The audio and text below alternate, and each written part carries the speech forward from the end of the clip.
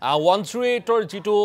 যিসকল কৰ্মচাৰী আছিল সেই কৰ্মচাৰীসকলে নিজৰ প্ৰাপ্যৰ দাবীত প্ৰতিবাদ সাব্যস্ত কৰিছে তাৰ সমান্তৰালভাৱে তেখেতসকলৰ ওপৰত অনেক চাপ আছে সেই চাপটো এনেধৰণৰ যদি সেই প্ৰতিবাদ অব্যাহত ৰাখি কৰ্তব্য কৰ্মবিৰতি কাৰ্যসূচী ৰূপায়ণ কৰে তেতিয়াহ'লে অনাগত সময়লৈকে বৰখাস্ত কৰা হ'ব অৰ্থাৎ তেখেতসকলৰ যিটো দাবী আছে সেই দাবীটো কৰবাত থাকি যাব আৰু তেখেতসকলৰ জীৱনৰ যিটো জীৱন ধাৰণৰ প্ৰণালী সম্পূৰ্ণৰূপে সলনি হ'ব আৰু সম্পূৰ্ণভাৱে চাকৰিয়ে শেষ হৈ যাব এক প্ৰকাৰ ভাবুকি সূচক এটা ব্যৱস্থা বুলি গ্ৰহণ কৰা হৈছে এই মুহূৰ্তত তেখেতসকলৰ প্ৰতিবাদ এই আহ্বানৰ পিছত কিছু পৰিৱৰ্তিত ৰূপত আপুনি দেখিছে নেকি চিন্তুমণি শইকীয়া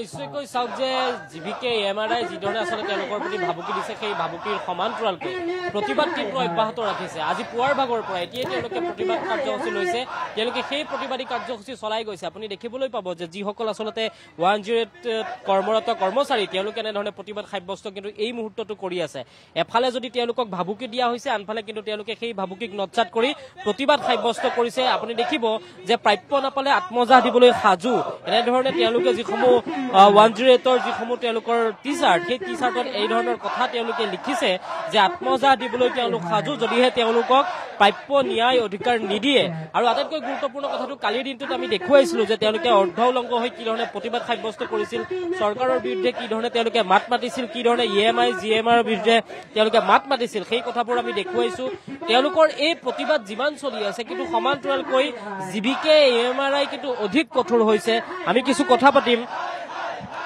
আজি আপোনালোকৰ 5 দিন হল আজি আপোনালোকৰ 5 নম্বৰটো দিন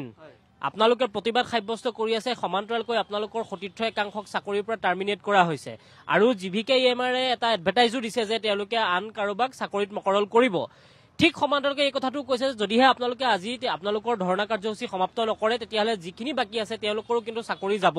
এই গোটেই প্ৰসংগটো এতিয়া আপোনালোকে কি ধৰণে চাই আছে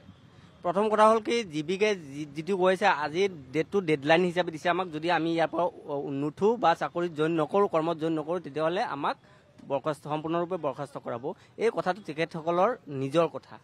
কোনো মিডিয়াৰ যোগেদি আমাক কোৱা নাই এটা মিডিয়াৰ যোগেদি কৈছে আমি সেইটো শুনিছোঁ আপোনালোকৰ মুখৰ পৰা শুনিছোঁ কিন্তু কোনো মানুহ পঠোৱা নাই কোনো আমাৰ সন্থাৰ তৰফৰ পৰা যোগাযোগ তেনেকুৱা কৰা নাই কিন্তু বেলেগ যিবোৰ নিউজ বাজি আছে যিটো প্ৰচাৰ হৈ আছে সেই কোনো প্ৰচাৰৰ উত্তৰ তেখেতসকলে আমাক দিয়া নাই আৰু সেই উত্তৰ নোপোৱা পৰ্যন্ত আমি প্ৰাপ্য নোপোৱা পৰ্যন্ত ইয়াৰ পৰা আমি উঠিবলৈ প্ৰস্তুত নাই আমি ৰেডি হোৱা নাই লাগিলে আত্মদাহ দিবলৈ প্ৰস্তুত হৈছে আমাৰ সতীৰ্থসকল সকলোৱে আত্মদাহ দিবলৈকে ৰেডি হৈ প্ৰস্তুত হৈ আছে পৰহিৰ দিনটোত আমি গম পাইছিলোঁ যে বহু লোকক আপোনালোকৰে সতীৰ্থ বহুতলৈ টাৰ্মিনেট লেটাৰ পঠিয়াইছিলে টাৰ্মিনেশ্যন লেটাৰ পঠিওৱাৰ পিছত বহুতৰ চাকৰি ইতিমধ্যে গৈছে আৰু বাকী যিসকল আছে সেই সকলকো যদি এনেকুৱা কৰে আপোনালোকে ইয়াৰ পিছৰ পদক্ষেপ হিচাপে কি গ্ৰহণ কৰিব আমাৰ কৰ্মচাৰী মোটামুটি 3200 কৰ্মচাৰী আছে আমি 3200 নম্বৰ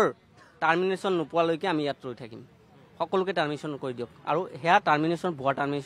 টাৰ্মিনেশ্যন কৰিবলৈ হ'লে কিছুমান নিয়ম থাকে আমি কি কাৰণ টাৰ্মিনেশ্যনৰ মূল কাৰণটো তেখেতসকলে দিছে যে আমি কৰ্মত যোগদান কৰা নাই আমি কি কাৰণত যোগদান কৰা নাই সেই প্ৰশ্ন আমাক সুধিব লাগিব আমাৰ পৰা চকজ দিব লাগিব চকজ বিচাৰিব লাগিব আমি কি চকজ দিওঁ তাৰ উত্তৰ তেখেতসকলে আমাক টাৰ্মিনেশ্যন কৰিব পাৰে যদি চকজটো উচিত দিব নোৱাৰোঁ গতিকে তেনেকুৱা ধৰণৰ কোনো চকজ নোহোৱাকৈ ডাইৰেক্ট হোৱাটছআপত আমাক টাৰ্মিনেশ্যন লেটাৰ দিছে সেয়া অবৈধ টাৰ্মিনেশ্যন লেটাৰ আৰু তেওঁলোকৰ টাৰ্মিনেশ্যনটো হ'ল অসাংবিধানিক তাৰমানে কিছুমান নীতি নিয়মৰ মাধ্যমত আমাক টাৰ্মিনেশ্যন কৰিব পাৰে আমি যে ইয়াতে সাংবিধানিকভাৱে গণতান্ত্ৰিক আন্দোলন কৰি আছোঁ আমি মোটামুটি 18 দিনৰ আগৰ পৰাই জনাই আজি পৰ্যন্ত যেতিয়ালৈকে 1 তাৰিখলৈকে আমি একো এটা তেওঁলোকৰ পৰা সঁহাৰি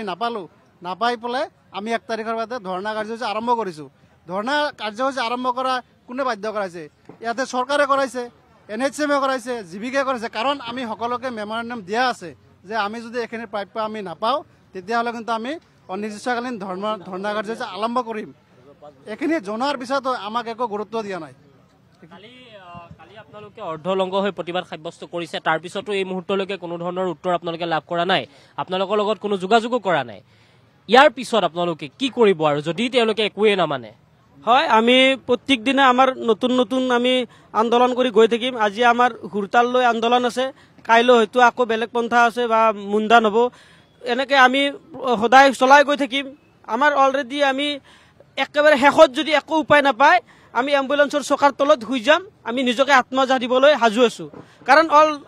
আমি এতিয়ালৈকে অলৰেডি আমাৰ মৰিয়ে গৈছোঁ,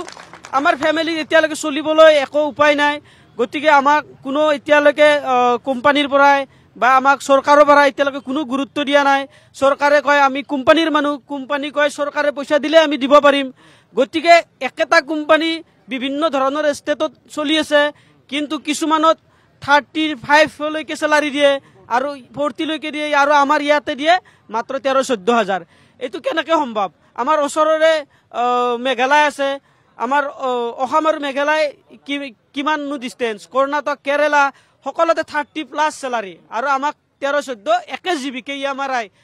একে চৰকাৰ, একেখনে ভাৰত। আমাৰ অসমৰ ল'ৰাখিনিলৈ ইমান কিয় বৈষম্যমূলক? গতিকে আমাৰ মুখ্যমন্ত্ৰী মহোদয়, আপুনি যদি হস্তক্ষেপ কৰে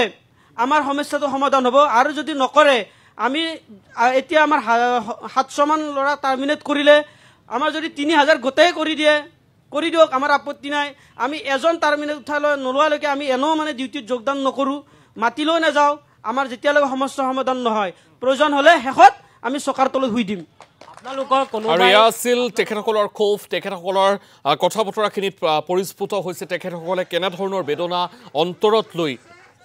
বৰ্তমান মুহূৰ্তত প্ৰতিবাদ সাব্যস্ত কৰিছে। তেখেতসকলে প্ৰয়োজনত আত্মহত্যা দিবলৈও সাজু আছোঁ বুলিও হুংকাৰ প্ৰদান কৰিছে। আৰু তাৰ পিছত চৰকাৰে কি ব্যৱস্থা গ্ৰহণ কৰে সেয়া অতিকৈ লক্ষণীয় হ'ব।